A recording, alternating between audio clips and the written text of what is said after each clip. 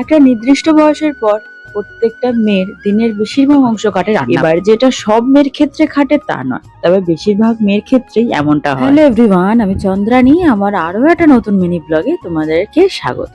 দিনকাল সবার কেমন কাটছে, পুজো সবার কেমন কাটলো, কমেন্ট করে জানাতে কিন্তু একদম ভুলো না। বিয়ের সময় সব মেয়েরা যে সব রান্না শিখে শ্বশুরবাড়ি আসে এমনটা কিন্তু নয়। কেউ কেউ আমার মতো কোনো রান্না বান্না না শিখেই কিন্তু শ্বশুরবাড়ি চলে আসে। আমার ক্ষেত্রে কিন্তু বেশ অনেক দিন হয়ে গেছে রান্না বান্না শেখার কোনো দরকারই পড়েনি, কারণ আমার শাশুড়ি মা আর আমার কর্তা দিব্যি ভালো ভালো রান্না করে আমাকে খাওয়াচ্ছিল।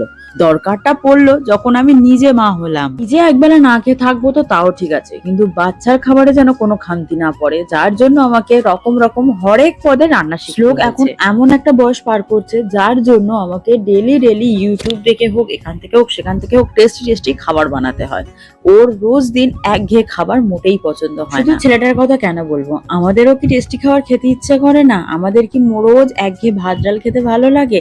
দিন শুরু হয় কি খাবো ভেবে, দিন শেষও হয় পরের দিন সকালে আবার ছেলেকে আর আমরা কি টিফিন করব এই পুজোর কদিন রান্না বান্নায় বেশ অনেক ছাড় ছিল, মা সবটা সামলে নিচ্ছিল। পুজোর ছুটি কাটিয়ে আবার গেছিলাম বাড়িতে, কিন্তু সেই ফিরে এসে আবার রান্নাঘরে ঢুকতে হলো। সন্ধ্যের টিফিন করছিলাম আজকে, আর রাতের রান্না। বেশিরভাগ রাতের রান্নাটা কিন্তু আমিই করি, আর মা করে সকালের রান্নাটা। না না, কোনো ভাগাভাগি নয়।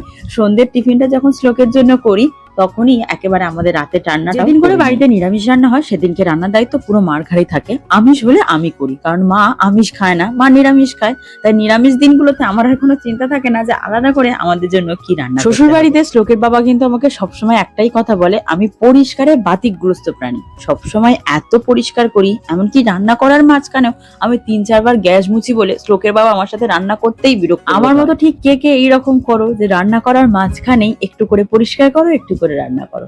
তবে যাই হোক, আজকে রাতের ডিনারে ছিল রুটি আর ছোলার ডাল। আমাদের বাড়িতে এখন বেশ অনেকগুলো দিন নিরামিষ চলছে, তাই জন্য এখন ভীষণ চিন্তা যে প্রত্যেক দিন কি এমন নিরামিষ রান্না করব। এই পর্যন্ত তাও ঠিক ছিল, রান্না করার পর পুরো রান্নাঘর পরিষ্কার করাটা সব থেকে বড় ঝামেলা আর ঝক্কির কাজ। কি ঠিক বললাম তো?